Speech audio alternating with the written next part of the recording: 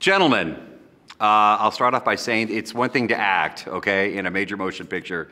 It's another to be in a film directed by Clint Eastwood. So congratulations on so many accomplishments. I mean, yeah, acting, major movie, check. Clint Eastwood, check. Good job. Yeah, 2 years, yeah. He kind of handed it to us, so yeah. Good shout outs to Clint. Yeah, well, let's start there. What is it like to work with a guy like Clint Eastwood? Awesome. You would think it'd be super intimidating because of who he is, but he's just like a super cool guy and can get down on anyone's level and makes you feel very relaxed. Like most of the time you're just joking around. But he also is very professional, gets things done. He lives up to everything you build up in your mind that you'd hope he would be, and then some. Best one-liners of all time. Really? Come from Clint Eastwood, that's for sure. Oh yeah. I only know the Gran Torino movie. He's a lot like that's just a little touch. Yeah. Really? Take but he's not like a take racist. The racist out. Yeah, I was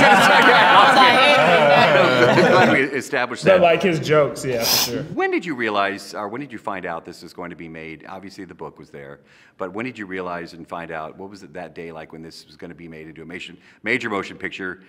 We'll get to you playing yourselves in a minute, but when you found out there was a movie being made, what'd you think? We met him at an award show and had a little conversation with him. I sent him a book, and didn't hear from him for a few months. And then I sent him another book with a letter this time, and then I got a phone call a few days after I sent it. So I must have messed up the address the first time or something.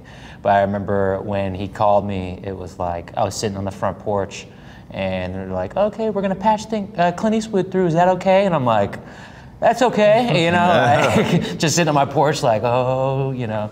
And then he just got on. He's like, "Hey, what's up, Spence?" And then it was just, we went from there and started talking about, you know, what the next steps are. We went right into it. Pretty much said that he was working on a project and he was going to put that one down to do ours. So I was like, oh, he's serious about this. Okay, so now I understand the movie, they had cast actors, and then you find out you're going to be playing yourselves. I'll start with you. What was that like? We were like some months down the process, so we had met with Clint a few times already. So we came down last time 3 weeks before shooting, and we're thinking we're going to meet the actors at this meeting. And then he kind of says, "Do you mind reenacting things for us on camera?" We're like, "Sure, for accuracy, for the actors." And then he says it again, and we're like kind of looking at each other like, it sounds like, but he's asking us to be in the film, but he can't be asking that. So we just, "Mr. Eastwood, just be straight with us. Are you asking us to be in the film?" And he's like, "Yeah, why not?" And then just very casually like that. So we're just like completely mind blown. Like we thought the mountaintop was him picking the picture up. Never in a million years would we thought we'd play ourselves in the film. So we said yes instantly, but then as soon as he left the room, we looked at each other like, what did we just say yes to? Okay, how do you learn to act? Especially, what kind of advice does Clint Eastwood give?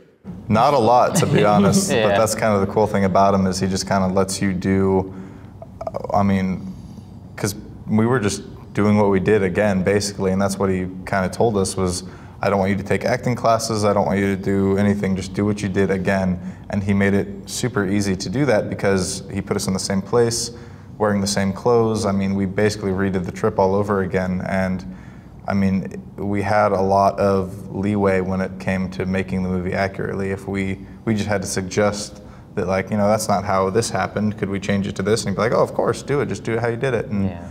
They were included us from the very beginning. We were very true partners in the film. And like, probably the biggest advice he gave us throughout the whole thing was just to be natural and be us, and that was really it. He didn't really guide us too much, but he definitely did set us up to succeed. What was it like to reenact that August day when you were filming those scenes? Honestly, it was pretty cool. A lot of people think it's traumatic for us or we have PTSD or something, but we really don't. Our situation is unique and nobody lost their life, and it's actually blossomed in the past 2 years into something like extremely positive story that we feel like it's our responsibility to spread. So as young guys, we got to beat up a terrorist together, like what's better than that? And we had to do it twice with Clint Eastwood this time. So we look at it as a really just positive situation, and we're glad we got to tell the story.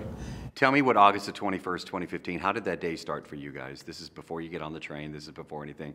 Probably just another day, and you're like, hey, we're backpacking through Europe. Yeah, we were hungover and got some Burger King. And so that's a true scene in the movie. Yeah. Now you have to see the movie to know what I'm talking about. Yeah. Okay, I was like, wow, they had a good time. Yeah, for sure. So you had Burger King, you were hungover, get on the train. It's funny, even the morning of, we had our bags packed from the night before, for the next morning. And then even the morning of, we were deciding, like, should we stay, should we go? But we had already previously bought the tickets on Monday, and we left on a Friday. So we were like, we have the tickets, instead of like complicating things, we should just go.